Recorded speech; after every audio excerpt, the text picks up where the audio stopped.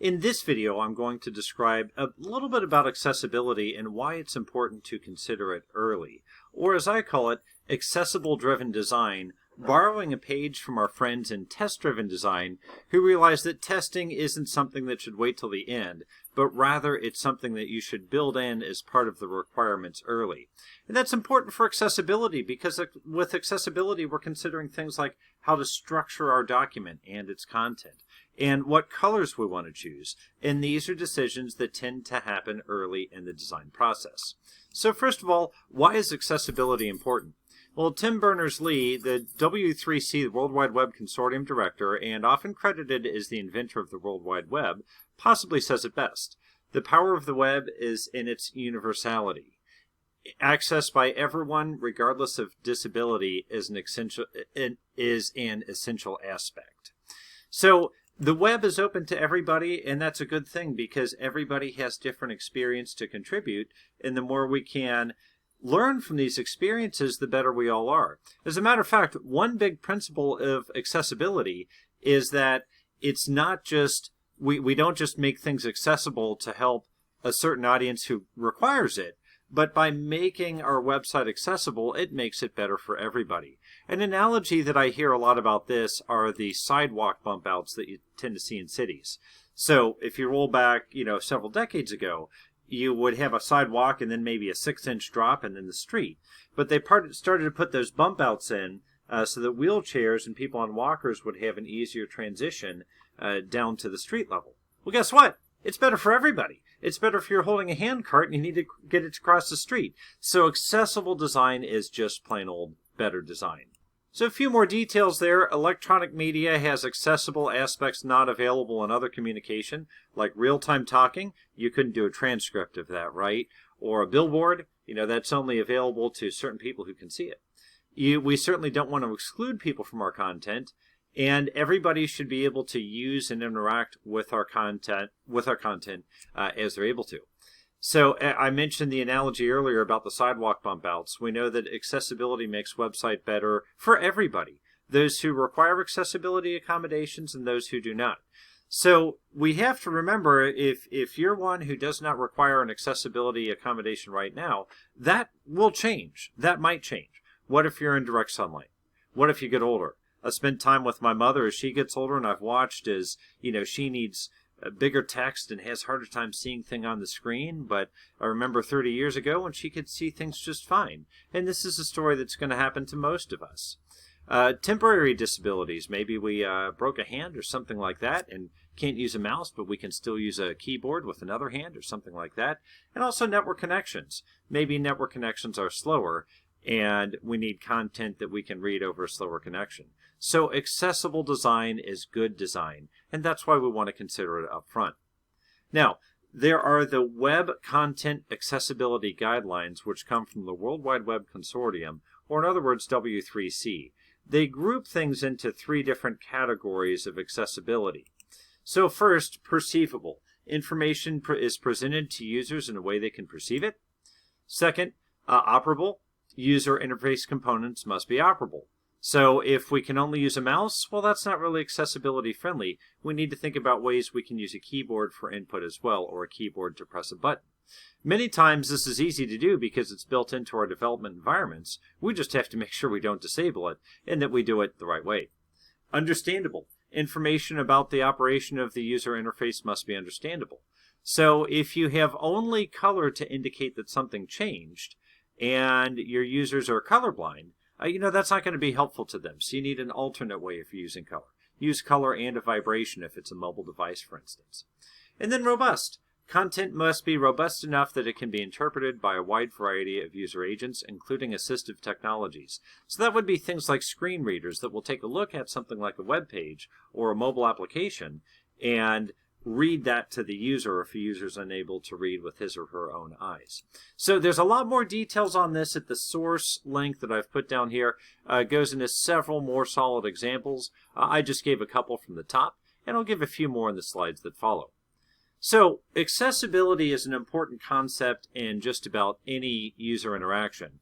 I'm using HTML here as an example, but these same concepts apply to things like mobile devices that have a lot of these same functionalities. So first of all, in an HTML page, organize your page with the proper HTML tags that indicate structure. So don't use just font alone to indicate importance. Instead, use the H1 through H6 tags. Heading 1, which is the highest level topic, to heading 6, which is the lowest level subtopic. And then EM for emphasis, which defaults to italics but can be changed. Or strong for something that needs to be bolded. Again, it defaults to bold, but that can be changed.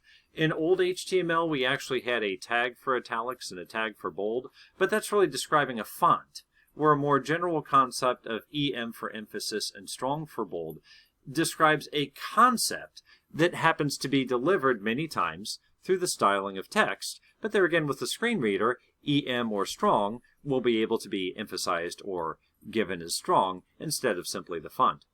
Big one, images should have good alt descriptive text. So if you have an image on a page, be sure to give it alt text, but also descriptive alt text. So in HTML, there's an alt attribute where you can say alt equals and then fill in some kind of text there. Similar with mobile programming, we have the concept of alternative text for our images. So number 1, have the alt and have it populated. But number 2, have it populated with something valuable. Sometimes I'll see an image that will be called image6.jpg, and the alt text will be image6. Don't do that. Describe not only what the image is, don't just say it's a photograph of me, but describe what's going on in the image. So say I'm wearing a dark coat, a white shirt, and a green tie. I have the skyline of Cincinnati behind me, something like that. You want to be concise. You don't want to use too many words, but you do want to describe the image for somebody who's unable to see the image.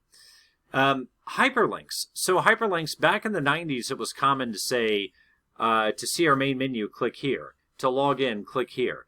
Avoid that because screen readers will iterate over the links in a page and say what the link text is. And if all of your links say click here, click here, click here, click here, it's not going to be very obvious to the user in context. So instead of saying to see our main menu, click here, just say main menu and have that be the link. And instead of saying to submit your resume, click here, just have submit your resume, that be the link text. And then it's more friendly for screen readers, and it's also more understandable because it's more concise. You don't have as many words. And people now are used to the concept of clicking on a link, so you don't have to tell them to click. Avoid pictures, PDFs, etc. with text. I remember one time building a website for a hotel, and they kept giving me PDFs and just telling me to put them on their website. I'm like, no. That's just a photo. A screen reader's not going to see that, and resizing is going to be challenging. It's not formatted and structured as HTML is. So avoid a PDF or a photograph with text, unless it's purely decorative. And you can indicate that in the alt text that it's decorative. But photos, they just, it's just a bunch of bytes that a screen reader can't see. It doesn't know how it fits into the page. It can't read it to the user. If you absolutely have to have text in a photo, make sure that it is transcribed somewhere so that the user knows what that image represents. But by and large, just try to put text in HTML. If you have a sound clip, provide a transcript. Keep in mind, number 1, some of your users might not be able to hear all the time, but some of your users might not be able to hear some of the time. One of my favorite times to do work is when I'm riding the bus. And a lot of times I'll put headphones in, and sometimes they're not entirely effective. So having a transcript will help me to maybe watch a video or something like that when I'm in a noisy area. It's one of those concepts where it really helps everybody out. Make sure text is resizable. If you're using straight up HTML, it's easy to resize in Windows. Control mouse wheel will resize a page. There again, that's advantage of using text as text and not text as an image. And also, don't rely on the mouse alone. Allow keyboard input as well. This is actually a big one in the 90s because mice weren't universal on computers, so you kind of got used to hitting tab and enter to make something happen. Still a good idea, and many times I still use it on my own. Just I find the keyboard to be a bit quicker, so offer keyboard input. Now, color is also important, and this is why it's important to consider accessibility up front. Color, number 1, should not be the only means of conveying information. Now, we have a principle in mobile development where we want to keep the user interface very simple. And in other words, we want to take buttons off the screen unless they're absolutely essential. The first mobile app that I wrote, when you hit save, it would pop up a message to confirm that the item had saved. But that gets distracting and annoying because users don't like dealing with pop-ups. So I changed it so when you edited a document, the background would turn brown, and when the document saves, it would turn green. So you'd have a visual indication that didn't add another widget to the screen. But that's not really accessibility friendly because we remember people perceive different colors in different ways. What might make sense to you and me might not make sense to somebody else. So a good option for that on a mobile device is to vibrate or do some other cue that's not just color change to indicate something has happened. So if you use color change, that's fine. Just make sure it's not the only way you're informing the user of a status change. Now, contrast of color should be 4.5 to 1 or better. Black on white is probably one of the strongest contrasts we're going to find, but it also gets boring and people kind of like to personalize their pages. Large text we can go down to 3 to 1 or better. And I'll have a demonstration in just a moment to show how you can check this through the Adobe Color Wheel. So, accessibility design is just plain old good design. I mentioned in mobile, we originally started with a whole lot of clutter. And in mobile, we've really gone to the concept of simplify things. Show the user only what the user wants to see at that point in time. Less clutter is more accessible. Do you really need an About Us page, or is that just taking up space? Do you really need settings? Now, that's a tricky one. Do you really need settings? Because a lot of times what we make as user settings, the user could just be fine with the default anyway, and that's one less button to click. And then the other one is, what about a save button? Now, this is interesting. You know, you have the save button, which we've had for decades and decades and decades. Those are kind of going away because now we have the concept of auto-saving with history so you can go back in time.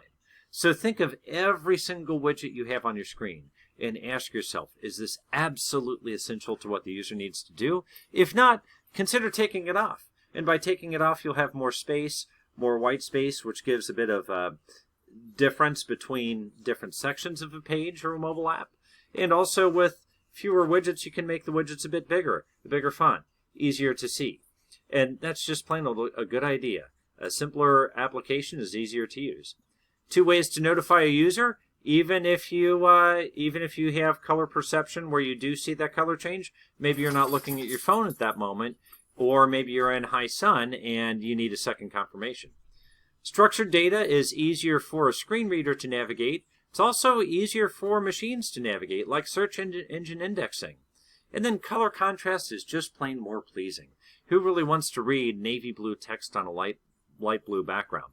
So we also know if we open up our application to everybody, we get everybody's experience, and everybody has more to contribute.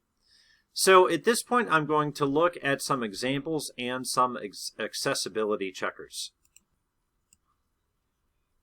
First, we'll take a look at plant places, which I made long ago. You notice there are icons here, which I tend to like because they don't have to be translated into different languages. So you're opening up your page to people who speak languages other than the one you speak. But also notice when I mouse over, there's a description, advanced search, and then trees, and then also annual flowers. Now, if I right-click and choose Inspect, let's see where that's coming from. So note that it's the alt text for each of those images. Now note that there aren't click here links, but instead they're links that are descriptive of where they're going to go. Now, I will confess that I'm not perfect, and also this is an old website. This was started in 2006. But the nice thing is there is the Web Content Accessibility Guideline checker that will check your page for errors. We could put in any page here, like uc.edu. I went ahead and loaded up plant places in another tab. You see, I do have a few things to work on here. 4 errors it found, 1 contrast error, and 4 alerts. It's been nice enough to label my page and tell me a bit more about how the page works and where I have some accessibility issues. It tells me, okay, I have an image that's missing alternate text. I need some labels. And I also need to define the language. So yeah, a couple things I need to define here. Very low contrast on one item, and then a couple of other alerts. So this is always a good idea to do periodically to run your application or your page through an accessibility checker. Now, we can also take a look at color contrast. And for this, I'm going to the Adobe Color Wheel. And you see, remember I said that ideal contrast is 4.5 to 1 or greater, or for very large text, we can go to 3 to 1 or greater. Now, see, you can move these dials, and you can look at how the contrast differs. And you notice, with low contrast, we have dark text on top of a dark color here. With higher contrast, we'll have dark text on a light color or light text on a dark color. And we can choose, we can use our own colors as well. If you happen to notice, if I inspect on this beige color, it comes up to D6BD91. And if I select the green color here, 13645A. Now, I made this website and picked these colors long before accessibility checkers were available online. But nonetheless, they're not perfect, but they could be worse as well. So let's go ahead and put these in. So 3.86 to 1, maybe I could lighten up that tan color a bit to get it above 4.5 or darken the green. A couple different ways that I could do that, but nonetheless, definitely we'll want to look at color. So we see regular text that should be 4.5 to 1 or greater, large text which should be best to be 4.1 or greater, but we can go down to 3 or greater for large text as well. We also want to make sure that our content is resizable. So you notice when I go to responsive design, our left nav goes away and it puts more of a focus on the content. Then as I stretch out the page, the nav comes back, that little kind of light box over there. So these are several things that we consider when we're considering accessible design. Is the structure good? Do we have alt text? Do we have good color contrast? And is the text resizable? Is the content resizable for the operation? Now, you might think, oh yeah, well, don't all websites work that way? Well, you can probably think of a few that don't. And I went to one that was intentionally designed to not look good, and that is the world's worst website. That's literally what it's called. So you see, we have a lot of distractions going on here. We have text that's almost impossible to read because of contrast. I'm going to bet this does not have alt text, but I'm not sure. No, okay, it does have alt text. It says these animations are distracting. So a lot of things that just is not adding to the content here. And actually, I think the HTML is fairly well structured on this page, but nonetheless, you see, it kind of leaves a bit to be desired. Contrast is goofy. A lot of small fonts here, so we see, hard to read wherever you are.